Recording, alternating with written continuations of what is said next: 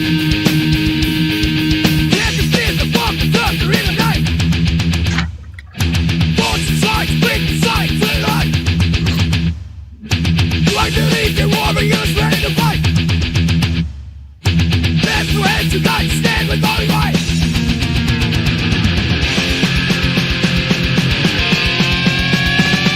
Anything shouts, we ignite. Truth to the battle, try to ignite. Rebels rise, hear the sound. Metal echoes all around. Good Saturday morning, everyone, or Saturday evening, depends on which side of the globe you're on, I guess. So, Yeah, and that's and it's a good thing you said that yeah, yeah, because because our guest today is from over in Europe there. So, yeah, uh, yeah, actually the Netherlands, so yep, Amsterdam. So, yeah. everything's legal there, especially metal. So, Man, I tell you uh, what, I would hate to be in a place where heavy metal is illegal. And oh yeah, the yeah, funny that's thing is, true. I guarantee you there are some. I Well, I guarantee mean, you there are if you some if you somewhere. follow if you follow the Confess story, they can tell you there's some places Yeah, that they don't like metal. So, yeah, uh, exactly. So it's not available everywhere. So, yeah, but the cool thing is, we if anybody followed the Metalhead Minute this week, at the end I said we would be back with our classic format because as of yesterday about this time that was the plan, but right. thankfully, as would have it, we checked our inbox. Of course, I can't remember what time it was. It was last night because I was at work, I think, Uh, and I checked. it was I it, had a minute, was it Thursday and night? may have been. Uh, Because it would have been their morning, I'm sure. Whenever. oh, that's true. But so we looked. We Oh, let's actually see. lucked into an interview. It was one that we had previously scheduled, but due to life getting in the way, people having to work, this, that, and the other thing, we kind of had to bump it back. No, actually, it was And 4 o'clock yesterday. so, yeah, so yeah, yeah. we So were already prepping for a for regular a regular, show. yeah, regular Yeah, show, yeah. but But luckily, we were preparing for this earlier when they had to cancel, so we kind of mhm. didn't have to do a whole lot of extra. Just maybe listen to the albums and on repeat again. I But listened to it. I listened to both albums last night multiple times. I listened to the new album. I think probably three times in a row towards the end of the night. By the time I got off work, and then I listened to it, and I listened to it again when I got home. yeah. I've got I got all my notes written down. I got my notes written down. I'm ready to roll. So I All right, mean, man. Well, without further ado, without further ado, that's let's right. get Rance Hilger in here, man, from Okay. Degenerate. Rinse. What's up, guys? Thanks for having me. Yeah, Yes. man. Good evening. Good Yeah, evening. thanks for taking time out of your Saturday with us. I know it's Saturday evening there, so it's That's going right. into party hours in Amsterdam, I'm sure. So It's a pleasure, guys. It's a pleasure. Nice to meet you. Yes, uh, yes. yeah, so I'm guessing, are you the founder of the band, or Yes, that's true. I founded this band. I think it was back in 2015. I wrote some songs. I mean, I'm playing metal forever, but in this 2015, I wrote some songs, and yeah, it turned out good. So I thought, let's go fix the band and bring it to the stage. so how did the other members come about? Would you already know them from previous like shows, or met them in previous Yeah. bands, or This drummer I started with, I just hooked up with him because he knew he was a pretty good drummer, but he was only available for session work. okay. And so to bring it live, I turned to my old friend Bus. He's the current drummer, and I've been playing with him since like we were 15. Oh wow, okay. Uh, Oh, nice. Okay. yeah, yeah, yeah. So yeah, that's for the drummer. The rest all Facebook ads, whatever, and just found these guys along the road. Oh, Nice. you went the old fashioned way of advertising. Yes, yes, yes. Very old school. Yeah. Man, it definitely turned out positive for you guys. That's for sure. So, uh, talking about, Chris was talking about the new album earlier. Kind of uh, wanted to touch base on just a minute, just because, well, we're going to talk about it a lot, but just Mm-hmm. out the gate, I just want to tell you guys, like, this is probably one of my top three albums of the year right now. That's amazing. Yeah, so I mean, there's some good ones out there, man. But I, when I heard this, I told Chris, I was like, dude, you gotta check these guys out. He did. He I did. was like, He did. golly, you and like I think a lot of things like we always talk about categories and stuff, how people kind of categorize bands and things like that, and they kind of got you guys in a pretty accurate category. I think they got you as a thrash groove metal band, which you think about it, I have I do hear like some Lamb of God and stuff like that. In like influence kind of when you listen to you guys. So I don't think they're too far off from that categorization, which to us it's all metal. You know what I mean? We just love metal in general, and unfortunately, most publications gotta put a label on something. So Yeah.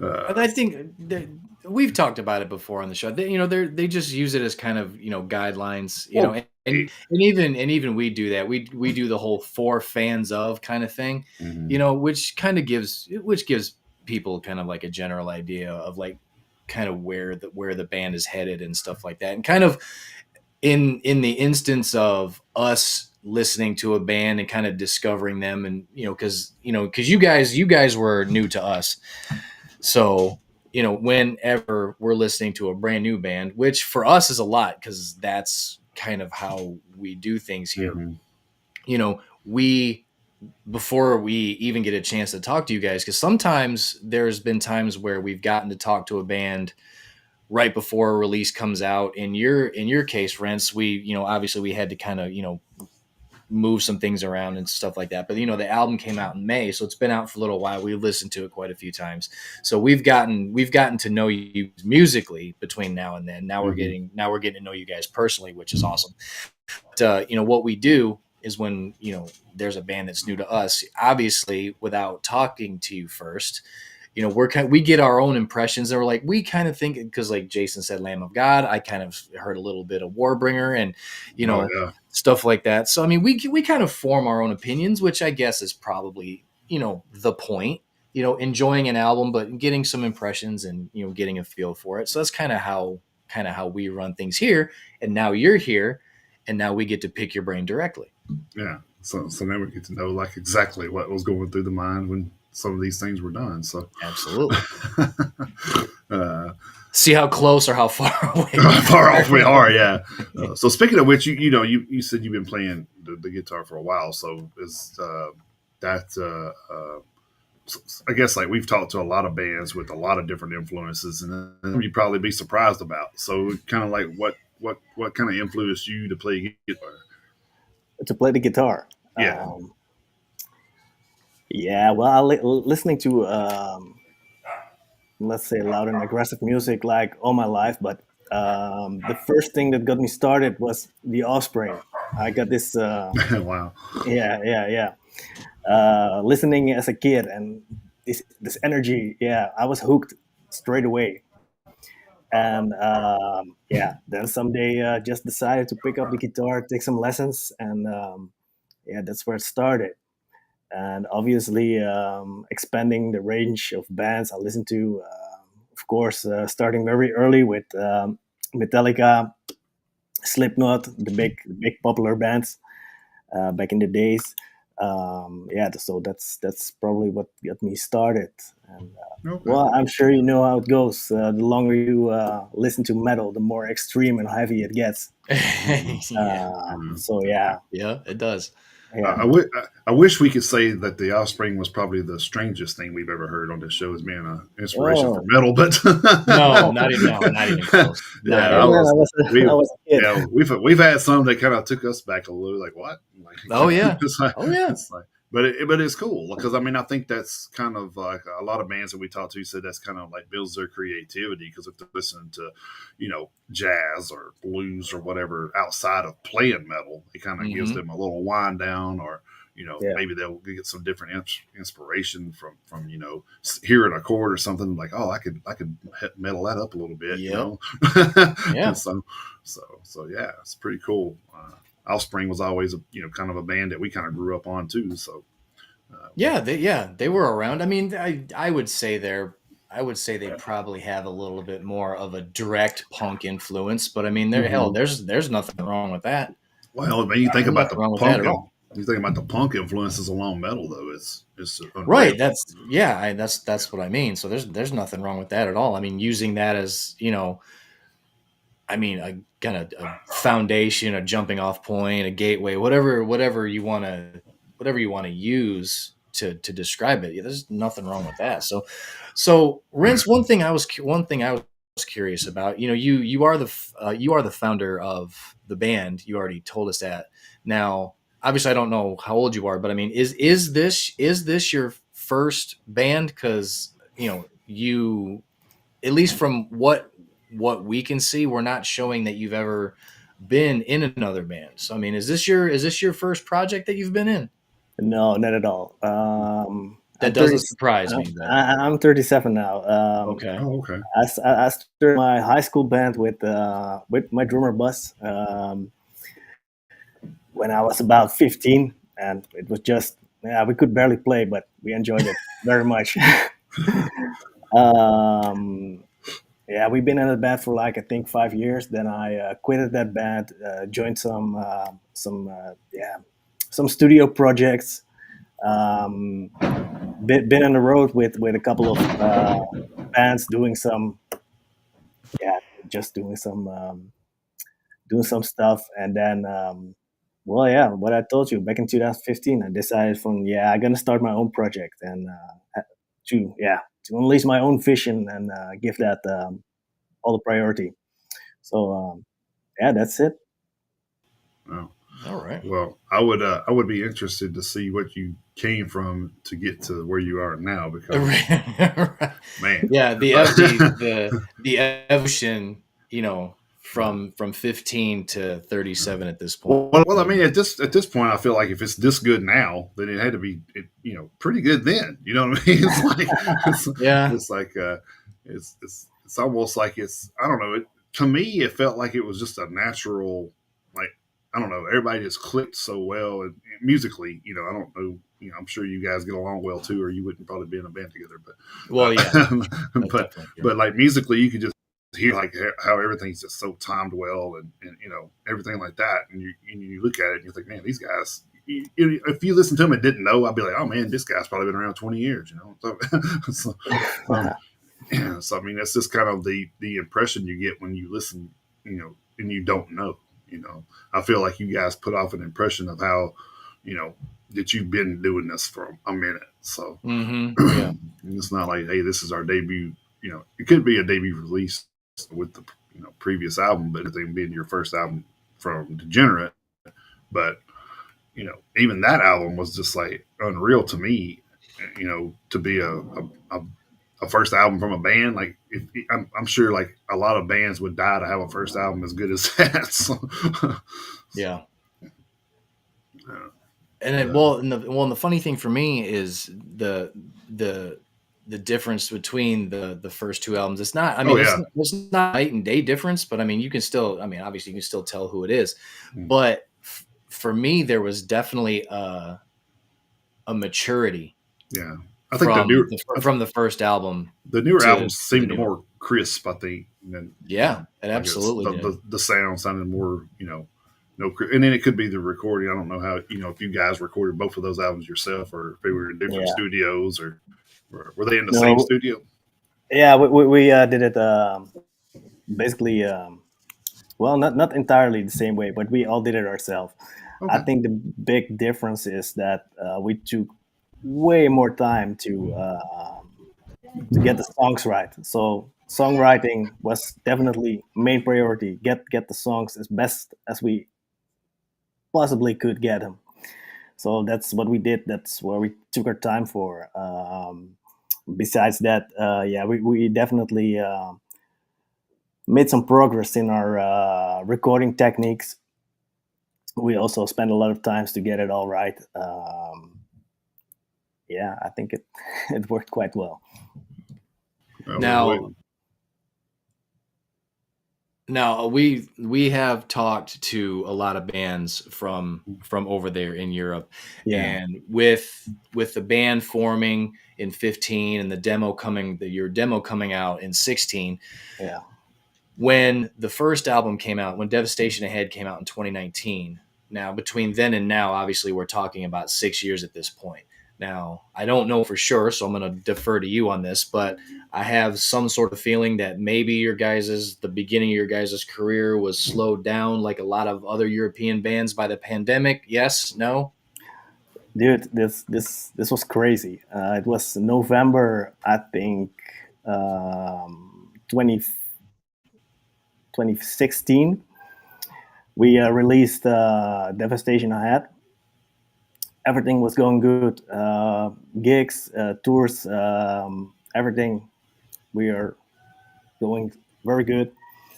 Nobody ever heard of this pandemic stuff, and well, 4 months later, everything was shut down, and yeah, it was crazy. So we were in this vibe of we were totally excited that our album was so well received by the fans and was doing we're doing great live. So we were in this totally hyped energy, and we basically the only thing we can do is write music. So Mm-hmm. that's how it started with this album. It was crazy because we talked about this during the pandemic of how I was afraid of that being a lot of new bands came out at that time and how that was going to affect them if they were going to be able to recover once everything opened back up, that kind of thing. So I'm glad you guys were able to recover and keep making music. That's awesome. And then there was a lot of bands I seen in 2019 that were opening for big acts, and I'm like, oh, these guys are going to go big, and then pandemic hit, and I'm like, okay, that might put a wrench in their stuff because, you know, if you got a big label producing you and pushing you, I mean, that's one thing. But when you're DIY, I mean, that's a whole different story. You kind of like got to rethink and regroup and Yeah, you man. know, I think for bands with big labels, they also have been in a pretty tough oh yeah, times back in the day. So yeah, we all had our fair share, to put it that way. yeah. But then like I know a lot too. Heard especially over there was like a lot of bands from here trying to go over there. Like a lot of the bus lines and stuff like that were it went from like I don't know like 6 or 7 that were doing it down to 3, and then they were just like we couldn't get no buses or no travel because some of the bus lines that we were using shut down. So Yep. Exactly. so that's kind of a I think that was like an aspect of, and that's why we're trying to talk about everything, because I think that's an aspect a lot of fans don't realize that happens to bands. It's like you have to have travel, you have to something could happen with the venue. I mean, you have all these things that could happen and kill a show in a minute. And you have to have transportation capability for Yeah, not just the band. You have to have transportation capability for all the equipment that they have. I yeah, mean, because it even was a merch. big band or small band. I mean, everyone's got to get their gear from place to place, not just themselves. Absolutely true. Absolutely true. There's so much more than just 4 or 5 guys playing on the stage. Right. It's a big organization. So I don't know if we've ever talked to anybody actually from. I know we talked to bands from the Netherlands before, but I don't think we've actually talked to anybody from Amsterdam. So No. how is the scene like there with metal? Well, there is a scene. It's but it's small. It's small. Small. Small. But we definitely have some very dedicated people who really support the scene, and we have this nice bars, cafes who are doing really good. But I think well, maybe this is in general, but in the Netherlands. Trash is not as big as it was a couple of years Mm, ago. I see this a lot of new kids gravitating towards this deathcore, hardcore mhm. thing. That's Yeah. that's way more popular than the trash and well, maybe the old school stuff. Yeah. Yeah, I mean, I guess I can see that because I mean, I feel like that we've talked about this too on the show. Is like I feel like deathcore is probably one of the newer, I guess the new shiny toy in the genres. So, Yeah, It so, is. It is. so everybody's yeah, kind I of, think it is. I think it is. fan wise, everybody's kind of floating to that kind of, Lorna Shore type things and stuff like that. So, Exactly. Yeah. Yeah, so I don't. I wonder about. Sometimes I wonder about like the long term viability of deathcore, because like true. new metal kind of came and it went for a little bit and came back. So there's a little bit of an ebb and flow to new metal. It's kind of been a little bit of a revival, but from the bands that kind of started it, there really haven't been like a lot of new metal bands.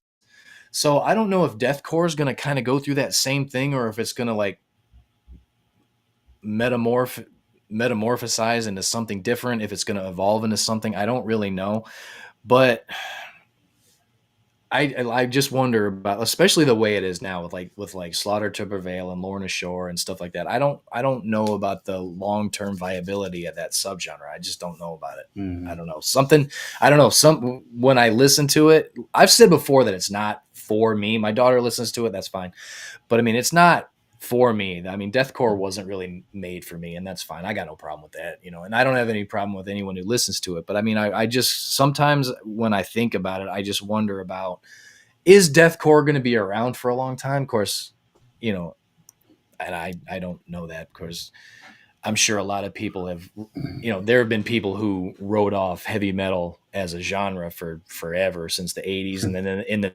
90s, they were like, oh, well, if it wasn't for Pantera, metal probably wouldn't have made it. And they're probably an argument for that. But because, I mean, it was rough for a little while in the 90s. And then turn of the century came around and everything kind of came back. And as far as we're concerned, here at the Metalheads Unite podcast, it's as strong as ever. Hmm. And thanks to bands like you guys coming around and strutting your stuff and all that good stuff.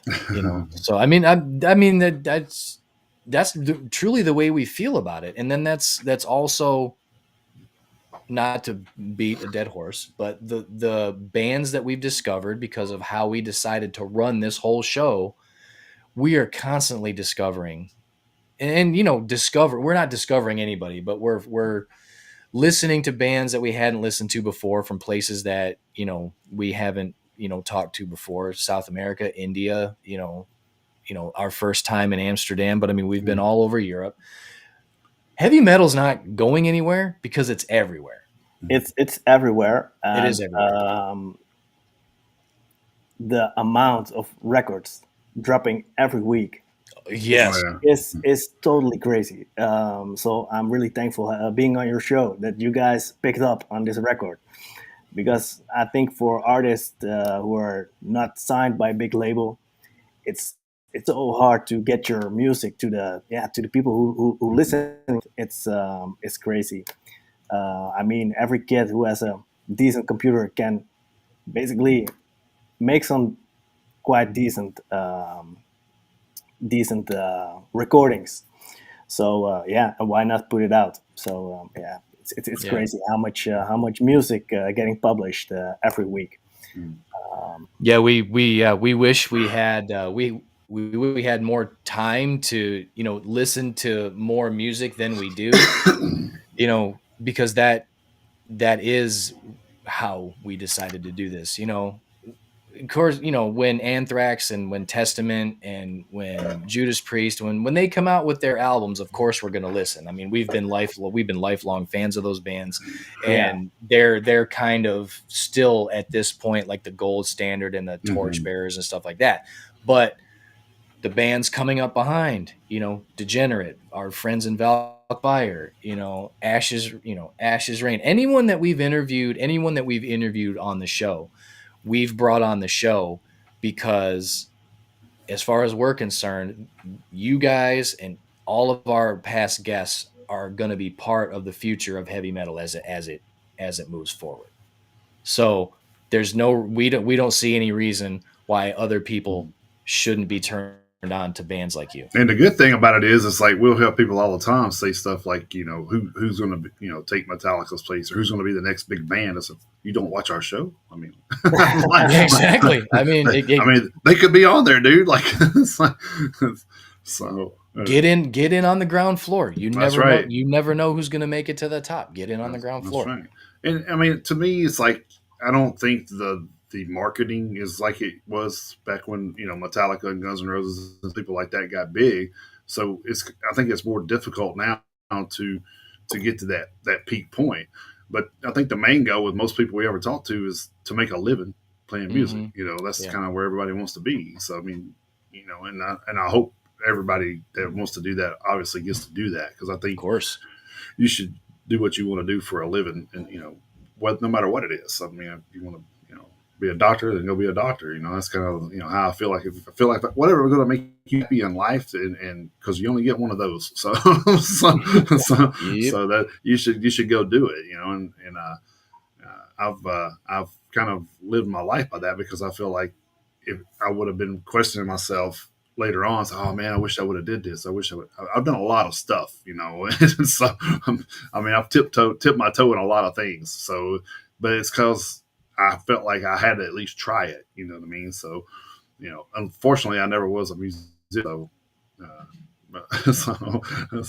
I had to be back when I was a teenager, but it never panned out. I was getting good, but then people move off, and we were teenagers, so when dads and moms get jobs somewhere else, the kids move with them. So it's kind of like, all right, well, there goes our guitar player. What the hell are we gonna do? Because I mean, to me, like, when in where I grew up, there was people that listened to the same kind of music that we did, so it was kind of hard to go find those people that were still had the same interest that you did and wanted to put a band together. So it was kind of one of those things that just fizzled out, and I just never played again. So but good things happen. At some point, I'm able to do this, and I'm able to listen to the music I love on a daily basis. And we're not making any money by no means, but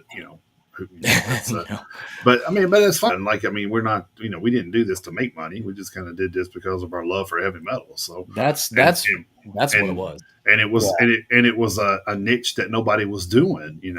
We were talking to bands that nobody else was giving the time of day to. You know what I mean? So it's kind of like, why are people not talking to these guys? These guys are great, and so let's, and then I started just hitting people up in their emails. Hey man, it's like, we do this podcast. Love to have you on the show, talk about the new album. And everybody just started, coming on. And then, we started out, first year we did this, we only had like 12 people take a shot with us. And then it, grew to 19 to 26. And who knows what we'll do this year. Half the year last year we were interviewing bands. So, that's great. I'm good with that. So several dozen interviews, and I'm kind of proud of the way that we've set this whole thing up. That way, guys like you, Renz, can come on and we get to know you. So we're happy that you're here. So it's great, man. It's great. And we talk about a lot how, like, a lot of the bands, like, over in your guys' area in Europe and stuff, is not known over here for that reason, because and I'm like, dude, this is a shame that nobody knows these bands from over there. It's terrible. Yeah, it's terrible. How would you say is the scene from the USA, or maybe that's too broad, or from? Do they listen to European music a lot? Because I don't have the feeling European bands, or especially the newer ones, are not so well known in the US. No, and that's been something that's actually upset me for a long time. Like, I'm talking probably a couple of decades, because back when, probably right around the time I was graduating high school, which is coming up on 30 years ago, dating myself a little bit. But we used to have one of the old fashioned big ass monster satellite dishes that you put in your backyard, and it would like literally move and find the satellites and shit. Well, even back then, there were these satellite radio stations. I mean, before XM and before all this other bullshit. So I mean, there were still, I think it was Music Choice back then. I think is what it was. Anyway, so there were bands from Europe that I discovered even back then, Arch Enemy and Sentenced and bands like that. So I mean, there's European bands that I've been listening. Of course, Sentenced, they broke up in 2005, which sucks, but they've been gone for a while. But Arch Enemy's been around for quite a while, and I still listen to them. But so there's European bands that I found even back in the late '90s that I've been listening to for a long time. But I had to almost find them by accident. Yeah. And I think that's a lot of what happens here, and I really think that's a shame. And it's like Jason said, there's really no marketing here, and I think that sucks because there are bands that we've had to find basically by going out and looking. Yeah. Yeah. Even apart from this podcast, because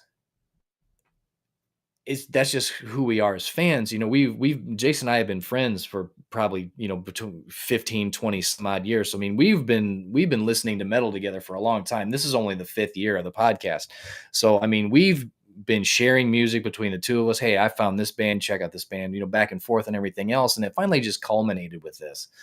But if it wasn't for each other, we may not, there may be bands we never would have discovered even before this. But yeah, having marketing and advertising and being able to find it in the mainstream outside of maybe a half a dozen bands, it just like Metallica and Slipknot and recently Sleep Token, Yeah. which don't get me started on Sleep Token, but if they're a jumping off point, and they kind of lead people to listen to other metal, that's fine. But They call them that for a reason. right, yeah. So that's another band that I don't get the fascination, but I say that's just my 2 cents. But like I say, if people listen to them, And leads them to listening to other music.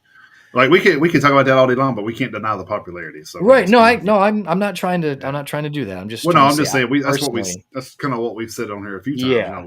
We don't we never really cared for Tool outside the first album, and it's kind of like because it all sounds the same to us, but obviously they got 20, 30, 20, 30 million people following them all the time. Yeah, So it's kinda, so they're not losing any sleep. So you can't knock I think it's one of those things where you have to respect what they do, whether you like it or not. You know what I mean? Do. So I do. Yeah, Well, I feel the same way about like the deathcore bands, like Born Ashore and Slaughter to Prevail. I mean, like it's amazing what they can do with their voices and stuff, and not be talking to you like Marge Simpson's sisters afterward. So well, that's amazing. Speaking of Rents, this is one of the things I actually wanted to ask you about. So I know we've been kind of hogging the spotlight here, and I feel bad about that. But Jason gave me a good setup talking about voices. And speaking of which, I actually wanted to ask you about your singing voice and how it developed, because I mean, you're not doing like, a full, death metal guttural. You're not singing completely clean. So how has your vocal style evolved over the years to where it's gotten to now? I mean, have you always sang like that? Is that how you started, or did it just evolve into what it's become? Well, it's crazy difficult, guys. Doing vocals in a metal band. If you want to hear the progress I've made, you can check the demo and compare it to our latest release. Okay. But so you can be the judge if it's okay or not. But I think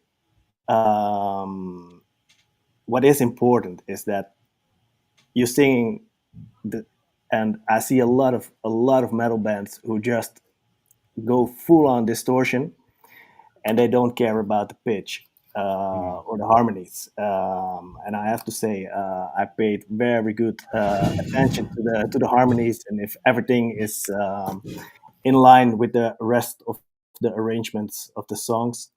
So I spent a lot of times spent a lot of time figuring out the right pitches, the right harmonies for the vocals. So yeah, I think it's very nice. I think maybe when you listen to the record, you hear one or two voices at maximum, but I can guarantee you there are maybe eight layers of vocals going on at the same time at a certain point. Yeah, Well, I yeah, mean, that kind of surprised me too, because I know there are a few times I was like, "Oh, I wonder who's helping him sing," and then I would look at the thing, and nobody's credited with backing vocals. I'm like, "Oh, maybe he's doing all that." So it's kind yeah. Yeah, of, yeah, it's and let me tell you this: much respect to you for being able to do that and play guitar.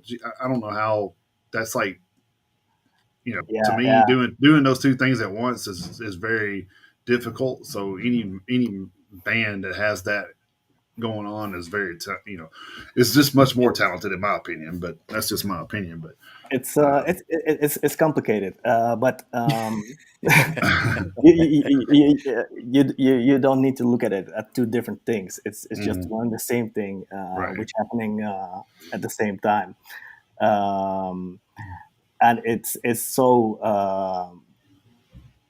yeah, it's so nice to do when you're playing so fast and you're doing the vocals at the same time. It's Mhm. I tell you, it's the best thing ever. So you're saying it's more like an adrenaline rush to do both, I Yes, guess. yes, yes, it Uh, is. It's really nice. yeah. You ever get on there and be like, waiting on the guitar player to hit that lick so you can get in the rhythm, and you're like, oh wait, that's me.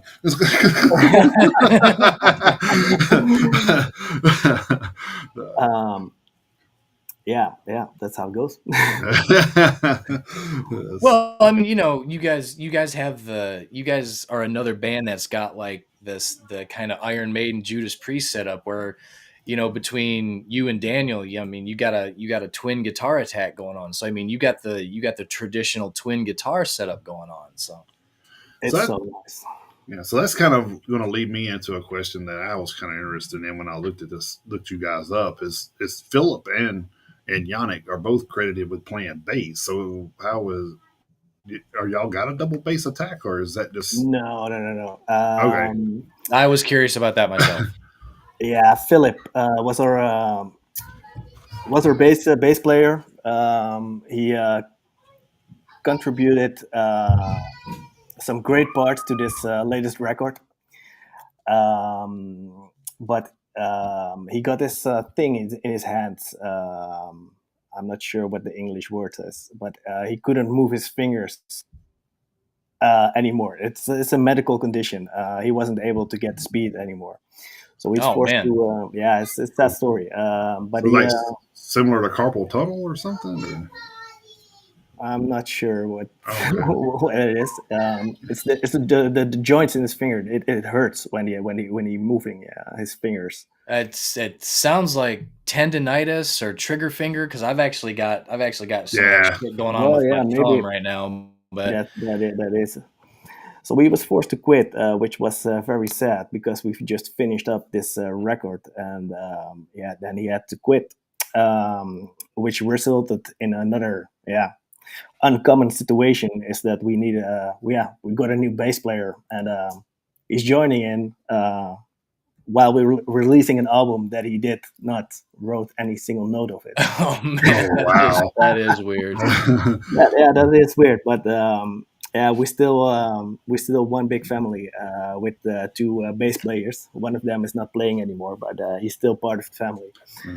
I, And Yannick is doing great on stage. So yeah, Man, that sucks, man. That you do everything, and everything's right, sounds good, and then something like that kind of happens to Yeah, you guys. I mean, that's kind of like some of the things you hear within bands. Not as severe as maybe Def Leppard or Cliff Burton dying in Metallica or something like right. that. But it still it takes a toll on the band. When you've gotten that relationship built, you got that trust built, and then now you got to like bring another guy in and try to rebuild all that. So Yeah, it was a difficult situation, painful, especially for Philip, that he had to leave after years of hard work and working together. I also had a very good creative click with Phil, which yeah, was very good. So yeah, that's it. Is there any possibility that whatever he's got going on, I mean, like if he, I mean, is it permanent? I mean, does he have any idea, or is it one of those things where maybe he can get rid of it with a little bit of like rest and therapy and stuff like that? Because I mean, I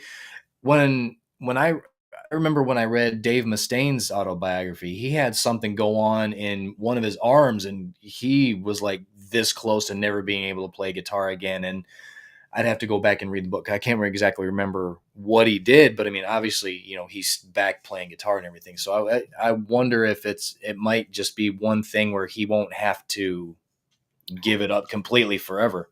No, I think what the doctor said is he has to do surgery where he's lost, I believe, 50% of his ability in moving his fingers, Oh, or Jesus. or he can do nothing, and that means that in 5 years he's not able to move at all.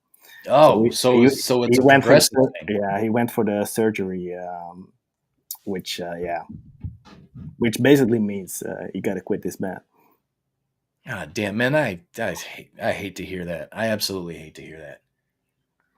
That sucks. that's like I said, man. You take it away, some a part of somebody that kind of makes them who they are, and then that gets taken away as that's man, I couldn't imagine, dude. Like uh, you see it in sports and stuff all the time, but you don't ever think about it as far as a band, having to. It's yeah, it's crazy. You think maybe being in a band is like, yeah, having some guys who just play their instrument, but I think especially in this thing we do is this very fast and aggressive thrash Yes, metal. it is.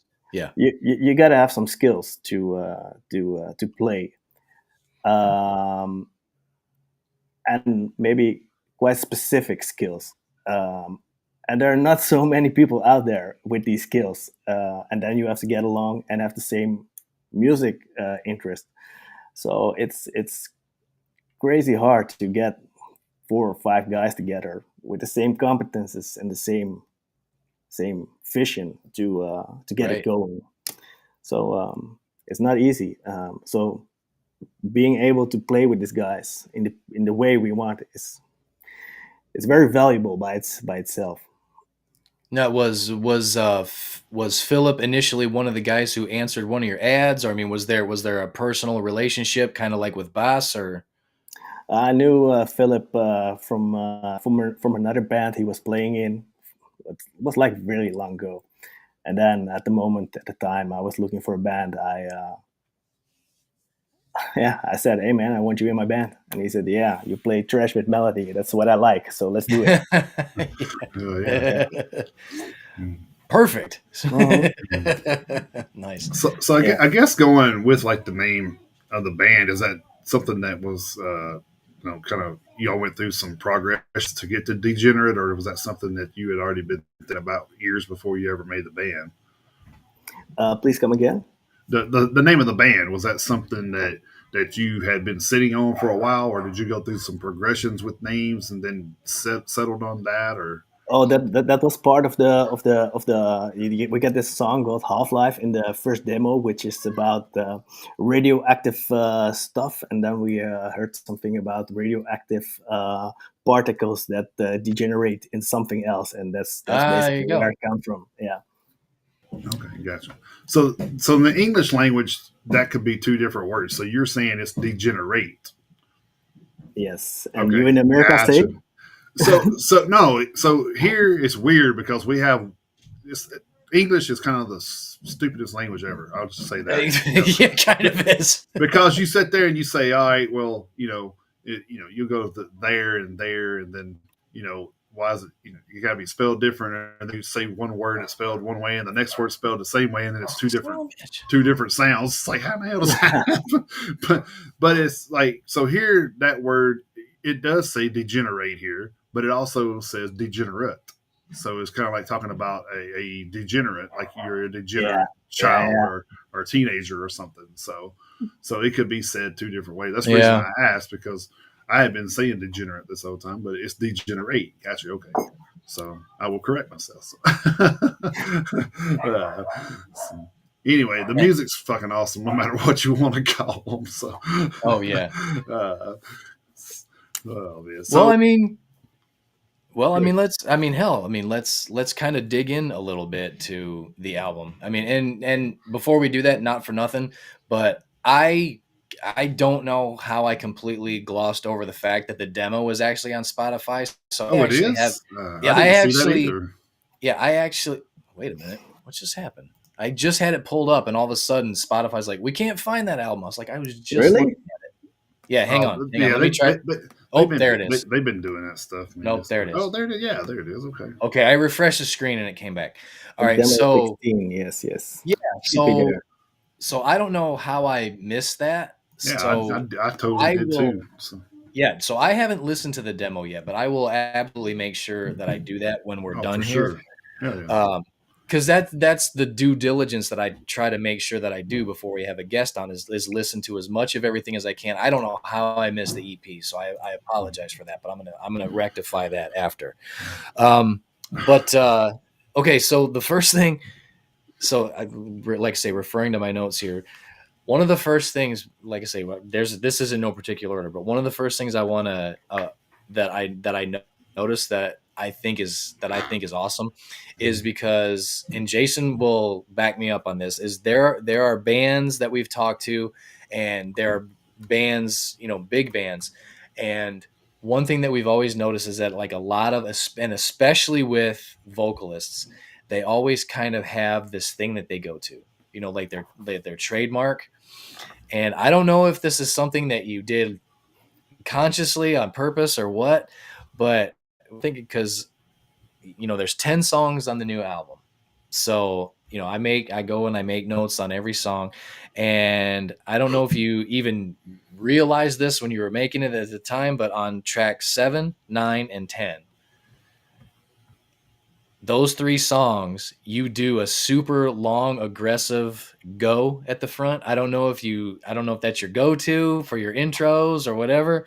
So that was, so I don't know if that's a Rinse original thing that you've kind of just done over your career or whatever, but it's one of the first things that stuck out to me.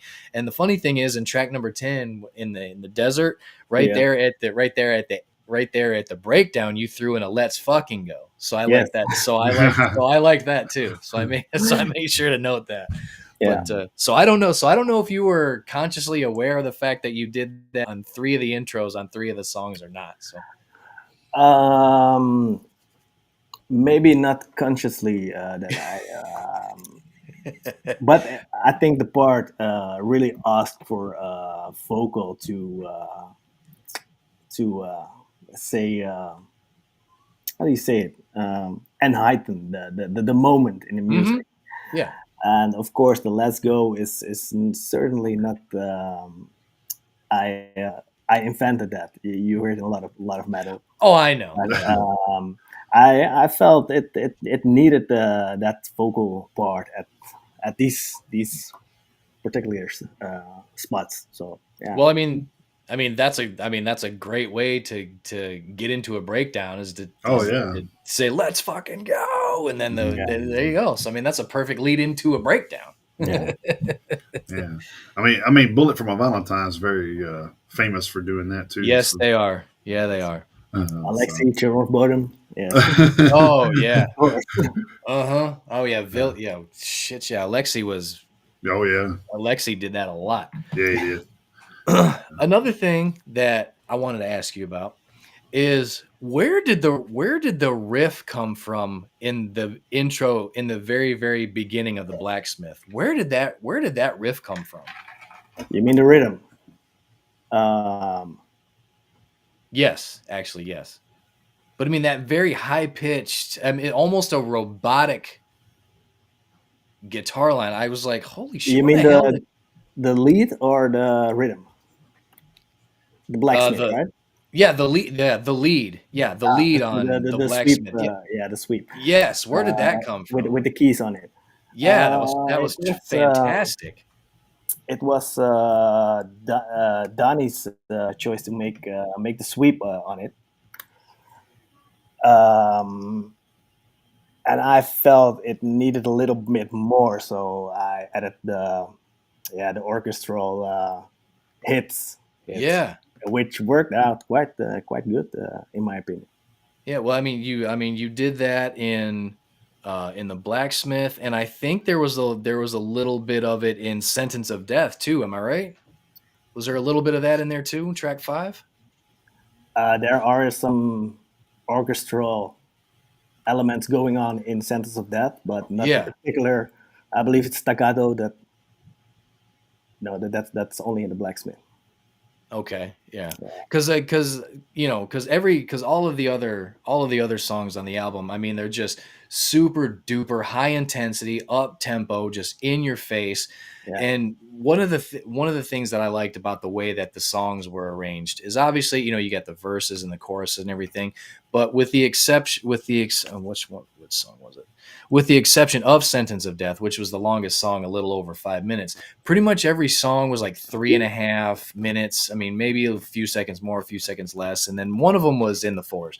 But one of the things that I really really liked about the way that the songs were constructed, you know, just nothing earth shattering about the way you wrote them, but one of the things I liked is you guys really gave a lot of attention to the guitar solos, Mm-hmm. a lot of attention to the guitar solos and the way they were constructed, how fast they were. I mean, just it was incredible. I mean, and then not just the guitar parts, because I mean, you gave a lot of attention to all of the instruments. And in one of the notes that I made was how well the drums stood out yeah, during the man. extended solo on Sentence of Oh, Death. It was right. insane. It's yeah, it's a song within a song. I think this solo part of Sentence of Death. Um, and yeah, it's really aggressive and a lot of layers, a lot of harmonies going on. Hmm. Yeah, I don't know what to say anymore. I just like it, and it's really nice to play, and it turned out quite good. Yeah, Yeah. yeah. Also, the interlude just before it is really Hmm. nice. I think. Yeah, Yeah. good. Well, another thing that I like about Sentence of Death was how it was the song in its entirety, of course, and then at the end of the song, and then the way track 5 led into track 6, because when Claymore started, you brought the tempo down for the opening and gave it a much more ominous feel to it from Sentence of Death into Claymore, and then Claymore in its entirety, the tempo was brought down a little bit, as far as the song in its entirety, but you added to my ears anyway. To my ears, it seemed like there was a little more melody added to that song as opposed to Sentence of Death before it.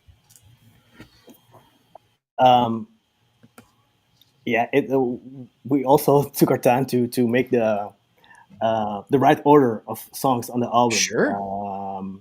To compare which tones and notes, root notes will go nicely after each other. And I think we did a good job in that. But for Claymore, yeah, it's the slowest song on the record. And it's also a really nice turned out to be a really nice song. And we are always pushing on the speed. And with Always, this yeah. song, my drummer hated it in the first place.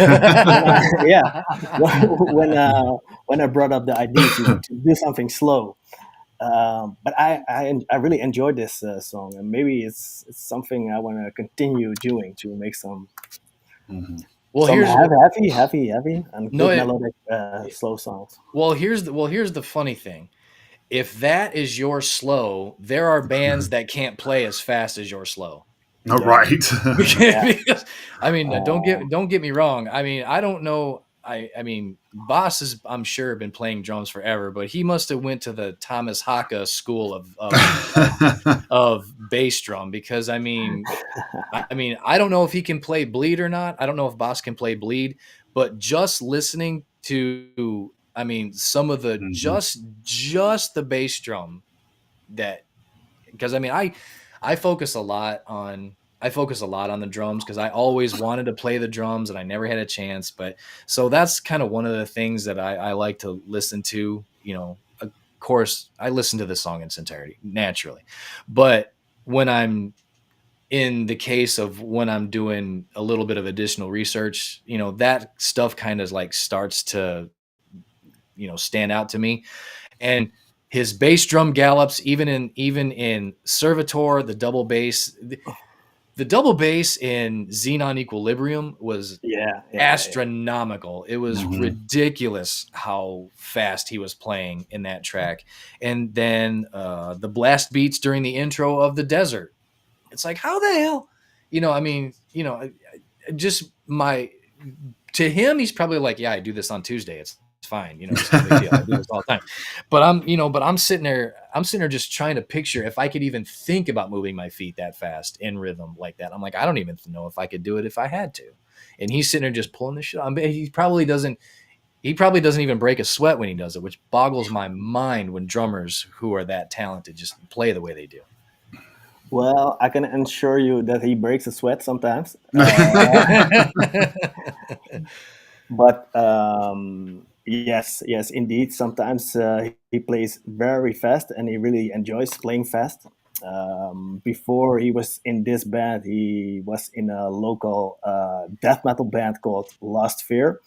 I believe they have some stuff around it, which just was always pushing for the speeds. So Okay. the speed is in his roots. But I think the remarkable thing about the drums in this record is the creative approach on the riffs. That it's not very, yeah, I don't know. It's not always the first thing you would expect on the riff. And he's also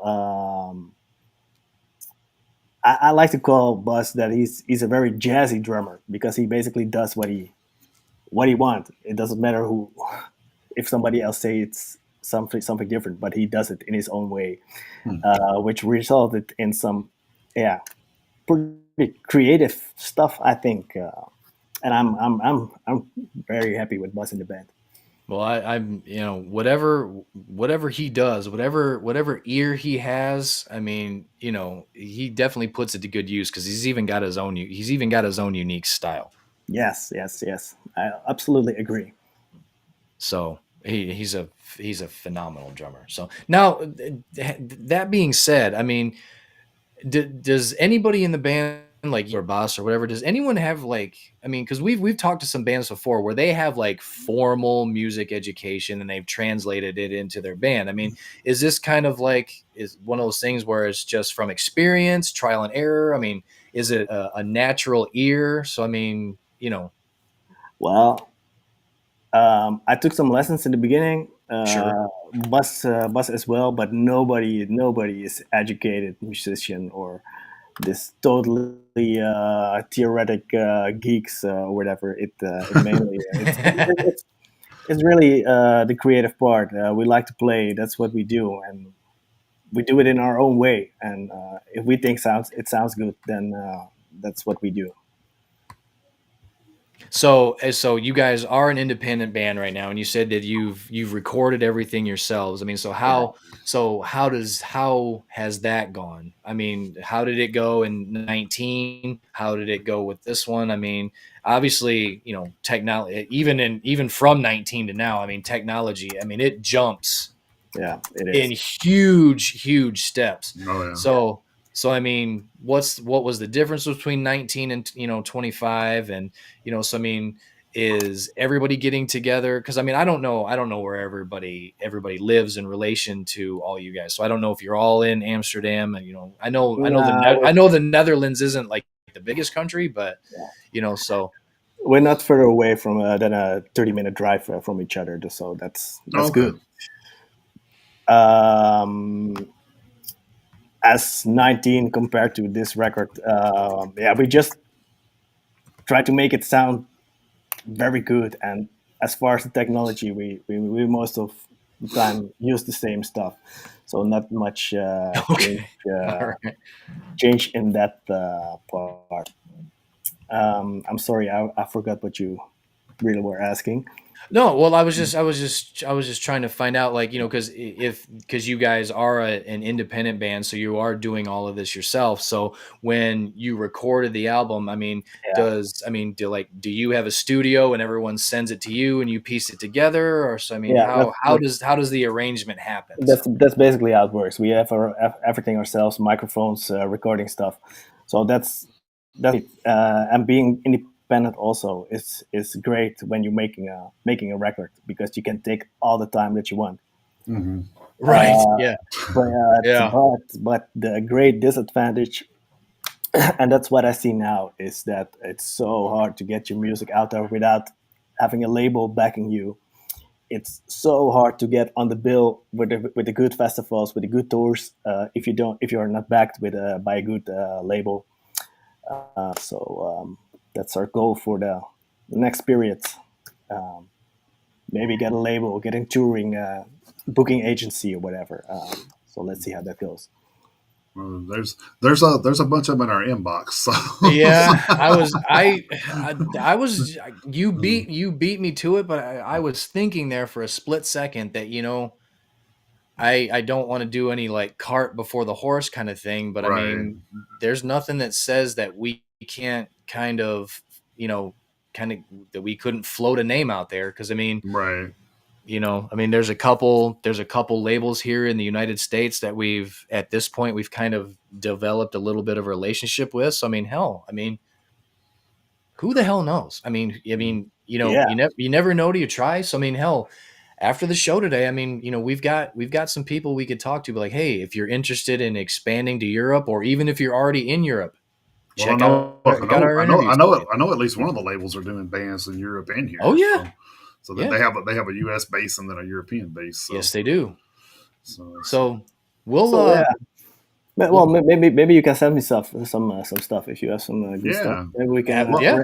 arrange Well, some US touring. Would be yeah, great. Oh my god, hell yeah. the good thing about, like, we've talked about this a lot on the show, but the good thing about what we are seeing on our end from the labels that are in our inbox is they're constantly doing shit in our inbox. So I mean, if they're doing it to Yes. us, they're probably doing that to probably 50 other places Mhm. too. So they are really good about their their uh, you know uh, About their coverage, yeah. yeah, about their cover, Yeah. and then about their promotion of everybody. So Yes. it's I pretty mean, cool. So yeah. um, I know we're probably going to cut here in just a minute, but I wanted to ask, see if I could get one more thing from you before we do. I wanted to see if I could share this real quick, because I always like to know about the album art. So Oh yeah, yeah. so I'm not sure if I can blow that up or not. Let's see. Yeah, you should be able to. So of course, you can barely see it over here because it's the only. I tried to find an No, actual no. picture, but it was Click real. on the no, click on the thumbnail. It enlarges. Oh, does it Yes. right here? Did it Yep. blow Yeah, up? you got it, man. Ah, Oh yeah, you had it. Click on it. Click on it again. The oh, so thumbnail. I gotta stay over there. I got you. There we go. Yes. There you go. Yeah. Yeah. All right, so cool. So I was trying to find one that wasn't blurry. I found a couple pictures, but they were kind of blurry. So I just kind of wanted to give props to the artwork people too, because I know they're part of the album process. So who came up with the album art here? Um, this also was a very difficult process to get a get the Yeah. album art together. We wanted something that was a bit of in the team, same team as the music, as the title. We worked with a couple of artists, and it just didn't work out. I think within the band we have great opposite of preferences, how it should go. And then Danny came up with our guitar player came up with this AI image, um, Oh, okay. which resembled kind of with what we were looking for. So this basically is well, the main figure, and um, it's a blend of all kinds of images together. Okay. Um, and I think it resembles the rituals of rage, how we envisions it quite good. Um, and also, I think a nice thing to know is that when we had this album cover, we decided to do this video clips, and we basically took the team and made this whole scene in real life, and we made a great video about it. That's nice. Oh hell yeah! I like that. I'm gonna. Is that video available? Because I want to see that. Is it Yeah, available? man. It's there's three videos on our YouTube channel Oh, cool. from Yeah. this record. Hell yeah. Check it out. Yeah, Oh, yeah. absolutely. I'm gonna listen to the EP and get caught up on that, and I'm gonna check those out too. Hell Absolutely. yeah. Hell yeah. Yeah, I'm gonna share. I'm gonna share them on our socials too. amazing. Good. Absolutely. I don't know where did that happen. What'd you do? I don't know how that happened. Like, what the hell? Anyway, so I guess before we go, if you want to tell the people how to find anything for Any Degenerate and yeah, anything and everything for Degenerate. Yep. yeah, Anything. right. Um, I think most of the people from the US are checking this, right? No, I mean, actually, we have followers all over the place. yeah, All over the place. Oh, Yeah, all over the place. Yeah. So I mean, any websites, of course, all the social media, any websites, any place to find merch, well, anything. guys, if you like melodic thrash metal, Rituals of Rage by Degenerate. We just released a new album. Go check it out. We would love to hear your opinion about the record. Go check it out. is there hard copies available of that or? Absolutely. Throughout our Bandcamp page, you can buy T-shirts, patches, Bandcamp, hell whatever. yeah. Bandcamp, yeah, check it out. You can buy a record. Yes, shipping cost is crazy these days. We're really sorry about that, but yeah, it is. What it is. Yeah. Well, I mean, it is what it is. So. Yeah. Yes. Yeah, All right, there's man. not much. There's not much you can do about that. It is what it Right. is. Right, man. Yeah. Yeah. Well, hey, man, I appreciate you stopping in with us, Rans, and sharing your afternoon with us. I know it's getting, probably 6, 7 o'clock over there. So, Mhm. so It it's, yeah, so we're getting started and you're winding down. So That's right. Yep. so, but we do appreciate it, man. And like I said, hope, anything that we can do to help you guys, we're here for you. We have a 24-hour radio station that we put stuff on too. So we're definitely got, Degenerate stuff on there probably already because I pretty much put stuff on there every so often, so probably once or every other week. So I usually get on there and just download a bunch of stuff to it. So Yep. so hopefully you guys are in the mix already. If not, then I'll make sure that you guys are. Yep. So, Absolutely. and then, like I said, anything comes up with you guys, we're following you on the socials. Anything comes up, we'd be glad to share on our feeds as well. So, man, 100%. And you have You have an open invitation to come back anytime. yeah, anytime, dude. That's amazing, guys. That's amazing. Chris, Jason, thank you so much for having us, and really nice talking to people who like thrash metal from the USA. Very good. Yeah. Yeah. Thanks for your support, guys. Great, means a lot to us. Yep. Hey, man, Thank good you luck for, with everything. Thank you Good for luck. cranking out the music. Yeah, good luck with everything, man, and hopefully you guys can get on some bills and festivals over there, man. It would be great if we go into US. You'll be the first to know. And we'll be Hell yeah, we'll be. hell yeah, we'll be the first ones. We'll be the first ones with tickets. That's right. Yep. Uh, If there's yeah. a new way, we'll be the first in line. That's right. There you go. Great. Yeah. Rins, man, we appreciate it, man. You have All a right. good day. Stay Have a good metal, night, guys. Brent. Cheers. Bye. Bye. We'll see you. All right. Hell yes. Rins Hilgers from Degenerate. Degenerate. Degenerate, not degenerate. All the way. Yep, all the way Uh, from Amsterdam. Yeah, awesome. Yeah. It's, I mean, just a fucking well put together album. I mean, It was. I mean, it just grabs you by the throat from the word go, man. I mean, and that's the thing is, I mean, thrash metal, it just does that, man. I mean, there are albums that have a little bit of a, there are albums that have, a little bit of a build before it takes off, and then, but Well, I mean, this one even just when I did the review, I said it's an in your face album, man. It's a absolutely non-stop, fast paced ride, man. So and it's crazy that he called track 6. He was like, "Oh, that's our slow song." You're like, Jesus Christ, really? Okay, sure. Yeah.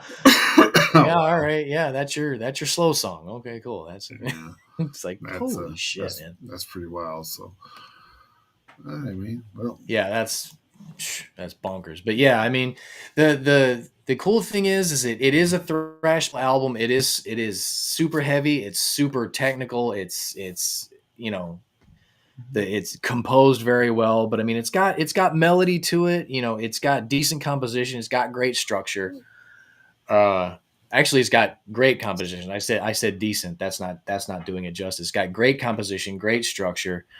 And it has, it's got a little bit of dimension to it that you wouldn't expect. It actually has it's got some melodic death metal undertones to it a little bit, especially with Rentz's vocal style. Like I said, they're not full guttural, not completely clean, somewhere in the middle.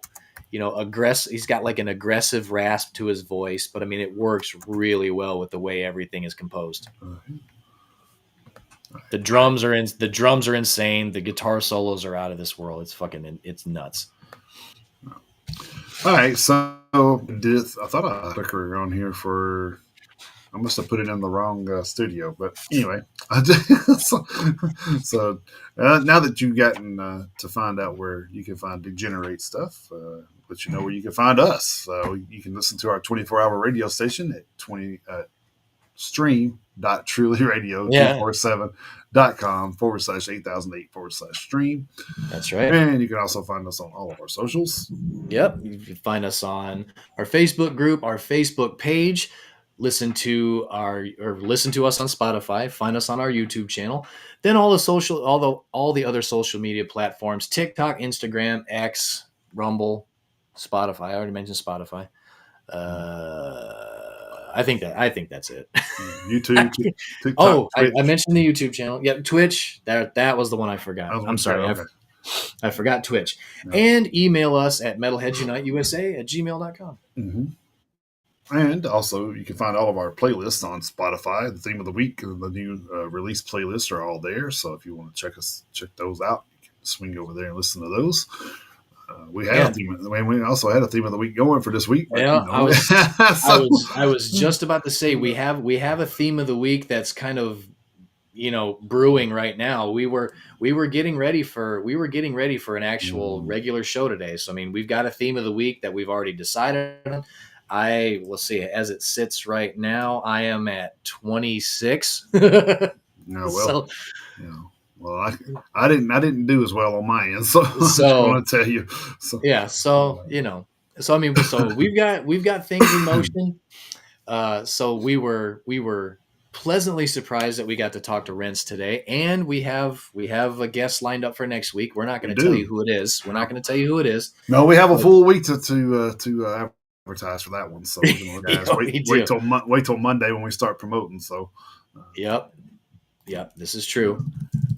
So a couple of things that was in the news I kind of wanted to touch on before we do go is you kind of posted something about this, I think, but Ozzy Osbourne's in the Black Sabbath appearance that we were just talking about a week or so ago. Yes, is going to be in theaters next year, which is fucking awesome, dude. Like we all get to, that way we all get to experience it. And I think that's pretty cool. Yeah, I mean, I'm looking forward to it. I mean, I don't know. I'm kind of interested to see how they're actually going to do it, because obviously they won't play. I'm sure they won't play the entire show Of course, they might. I don't know. I don't know what the hell they're going to do, or I don't know if they're actually going to condense it down and make Be it like an a actual documentary or something. 2.5 hour movie. I don't know what they're going to do. I mean, I don't know if they're going to like. I would hope that they're going to show snippets of like the covers Yeah. that every band did, because I I would kind of, like to. I would. So I don't. I kind of feel like it's gonna be more of like a documentary type thing, maybe. I hope they don't Where go that route. I don't know. I like documentaries myself, especially with Well, no, stuff like that. But I know I you mean, want to see the performances. But, yeah, I want to see the performance, because I mean, I would have liked to have been able to have time to watch the entire show, but I mean, that would have taken up an entire day. yeah, But and some of the stuff that I have seen have been like fan recorded video clips, and like they're hmm not, they're like to not see the the best. professional stuff. Yeah, I want to see the professional recording. I don't want to hear somebody singing over what they're recording, That's because true. I Yeah, watched a few things, and it was like, I can hear you sing. I don't want to hear you sing. I want to hear him sing. yeah, So yeah, I mean, I kind of like to, you know, I would, I want to, I would like to hear all of the covers that the bands did that were there. I'd like to see hopefully a couple of extended clips of some of the super groups that they put together. And yeah. then, I hope that I get to see Ozzy and Black Sabbath in their entirety, which I think they only did 10 songs. I think Ozzy did 5, and I think Black Sabbath did 5. Okay. So I mean, I'd have to double check that, of course, but I think that's how it went. So, but I would like to see Ozzy do his set, and I would like to see Black Sabbath do theirs, because I mean, this is it, folks. I mean, that's it. Was That's it. was all the members of Black Sabbath? I mean, was Tony Martin and him there too? I don't remember if they said it or not. So. I just think it was the original 4. Okay, I was just wondering. I mean, I'm not. That's the thing. You can't hold me to that. I'm not 100% sure. Okay. But as far as the headlining performance, it was the 4 original. Well, I know that, but I just thought maybe yeah. they would have included him in somewhere in there. And I'm not sure. I don't know. I mean, it would be fair. It would be fair right to do that. Yeah, but- not the original Black Sabbath thing, but have him in there playing with maybe a couple of the other guys or something. Yeah, I don't know if he was a part of one of the super groups or not. I'm not 100% sure. I mean, I know Jakey Lee was up there for one of them. So I don't know. That's actually a good question. Yeah.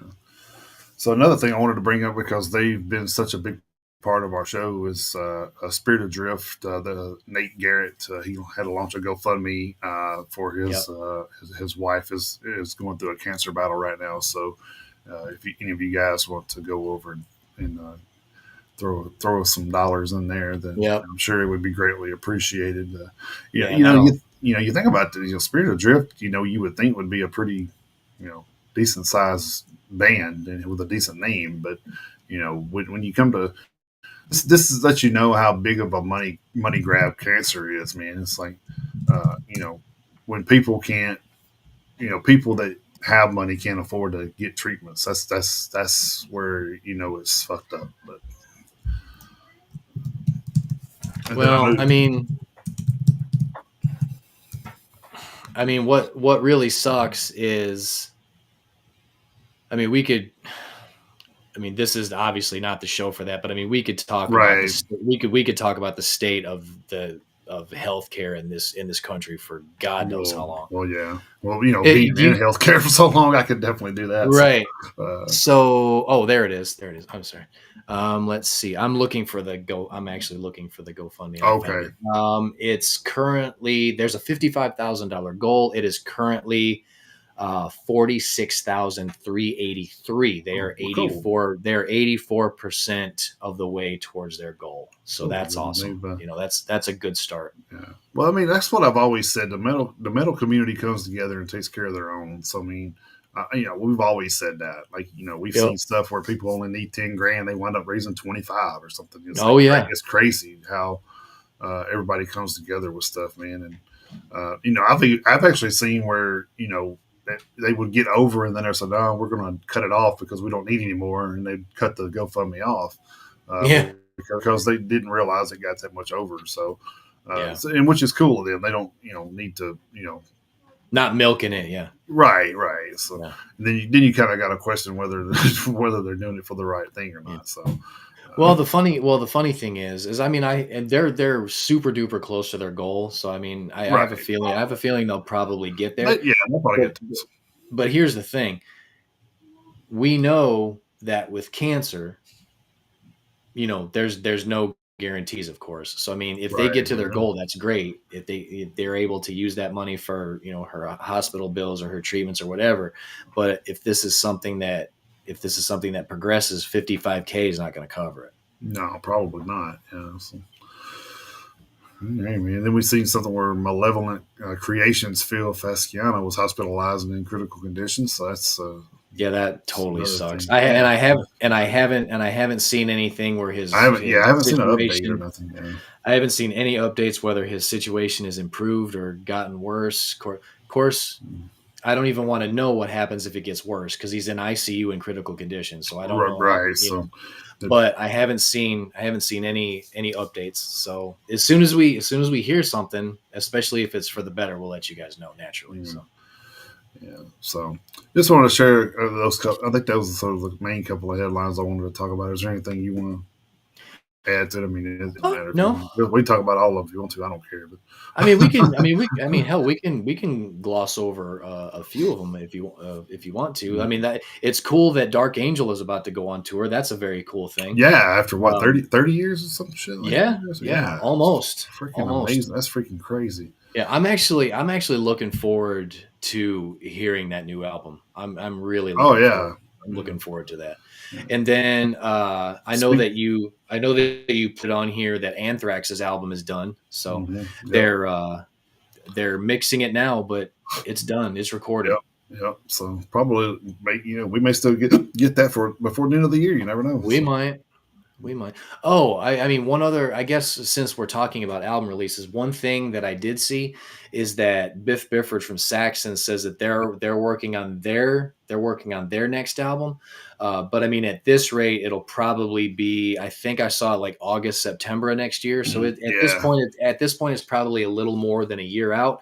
But Saxon is working on new music. So Yeah, which is crazy to even be saying that this time. I know. It's this day and age. Well, the funny thing is if it's anything like Hellfire and Damnation, it's going to be a good album. Oh yeah, Because Hellfire and Damnation was really, really good.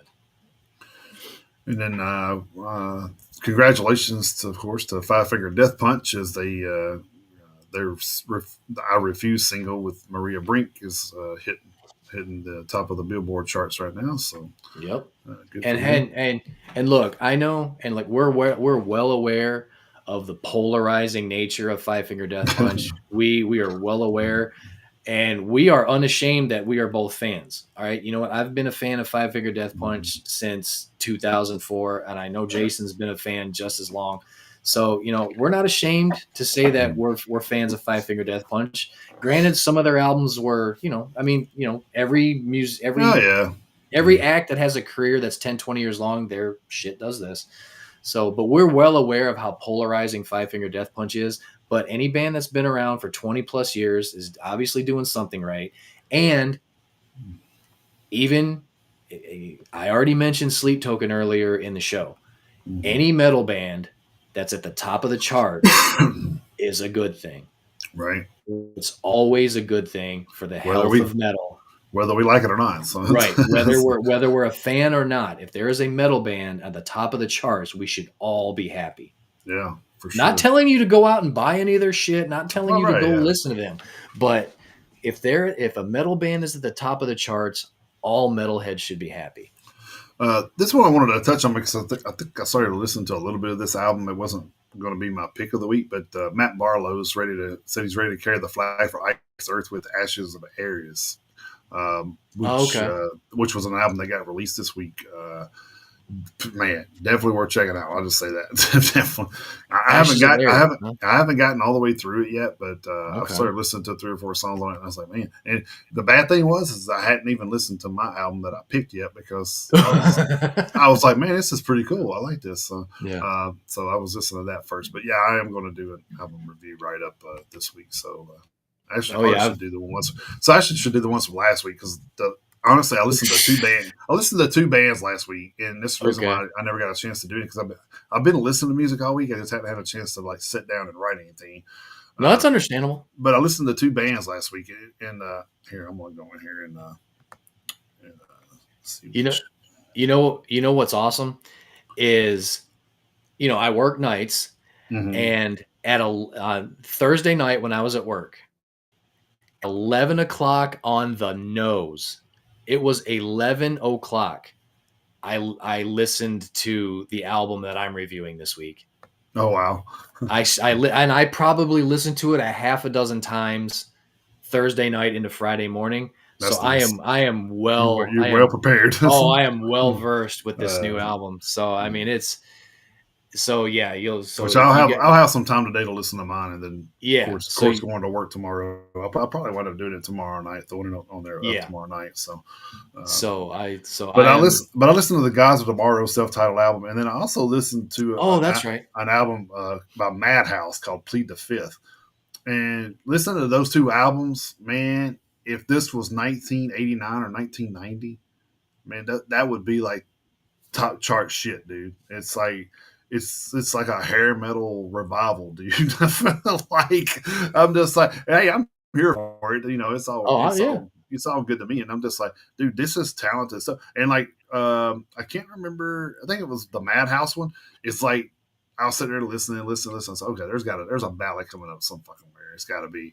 And then all of a sudden you hear the it starts going out a little soft and slow, and he says like a verse or two soft, and then he's like, rah! And I'm like, what the fuck?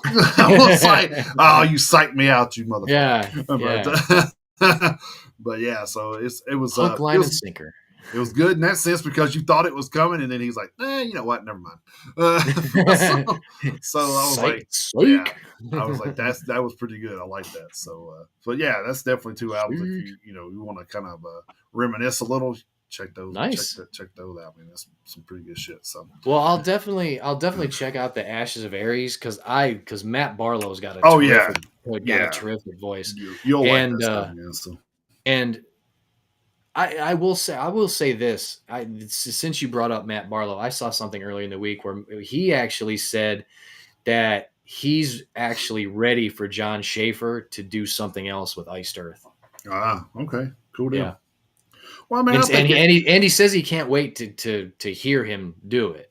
So this is the thing. I think it's not fair to judge the music from the man. You know what I mean? It's like I think if you're a fan of the music, be a fan of the music. Don't just say, "Oh, well, I don't like him anymore because of what he did." I mean, yeah, you don't have to. Yeah, we all make mistakes and we all do stupid shit in life, and we all have different views to move on. Things. So, I mean, it's he made a mistake. He's admitted to it. He's moved on. I'm good with it. Whatever. Let's get back to making music, man. That's what. Yeah, he cooperated with authorities the whole time. Yeah. Like I say, agree or disagree, doesn't matter. He did. He fucked up in his personal life, and it is what it is. And I've listened to Iced Earth for a long time, and if there's something else that comes out, I'll check it out. Yeah, for sure. Yeah, absolutely.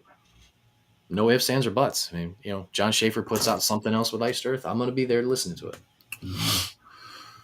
All right, man. I guess we will wrap this one up for this week, and hopefully, nice and neat this week. Yeah, nice and neat. Yeah. So hopefully, everybody enjoyed the interview there with Renz. Yeah, got a little. We got you an introduction into Degenerate, and hopefully you guys check out the two albums and the demo that we missed. That we missed. Yeah. Chris listened to 13 fucking albums from Brainstorm, but he missed an EP or demo. I did. I was going to give you a hard time on the show. I totally did. I was like, well. I did. I completely did. Yeah.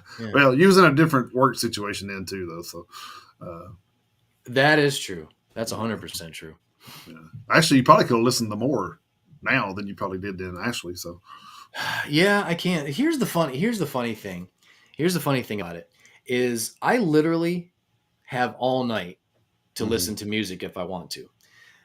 But I have two main problems. Is I can't listen to earbuds, not allowed. I can't listen to my in-ears. I can't listen to these. I have to listen to those little things that you put over your ears, and it uses the bones in your head and in your ears so they're called bone conduction. Yeah. They work fine. They sound good. They work fine. My problem is is they don't last all night. Okay. So the way my work schedule is set up is I have an 8-hour shift. We work 2.5 hours, we get a break. We work 2.5 hours, we get lunch, and then we have 2.5 hours and we go home, more or less. The way that my headphones work is I can start the night, I can listen to music. At some point, I have to turn the damn things off and charge them so I have them for the rest of the night. Right. So theoretically, I have the whole 8 hours to listen to as many albums as I want, but my equipment doesn't last that long. And my other problem is depending on where I'm at on any given night in the building, some parts of the building are louder than others. Right. So sometimes even though I have the music right here, sometimes it's drowned out and I lose focus on what I'm listening to. And if I'm trying to listen to new music for the show by a new band, I feel like there's times where I haven't been able to do, especially if I'm doing listening to an album for a write up. I feel like I may not be able to do the album justice if I lose focus and I miss something. Now, this week I didn't have that problem because Thursday night into Friday morning where I was, like I say, I listened to that album. No shit, I probably listened to that album about a half a dozen times because like just back to back to back. So it was only about 40 minutes long. Mm-hmm. So I just kept starting it over. So, like I say, I got to listen to it plenty. So there have been nights where I've listened to 4 or 5 new albums, but there's been other nights where it's like, it's too loud back here. I might be able to get in one and then like just have it kind of like just for kind of some background noise. So if I can get to a point where I can find a setup that lasts all night, then I'll probably be able to do a better job of listening. Because I want to listen to so much more music than I do. And I actually have an employment set up where I can, like I say, I can listen to music for 8 hours. I can start at 10 and I can listen to music until 6, as long as I have equipment that will last 8 hours. And right now I don't. So that's kind of a downer. Gotcha.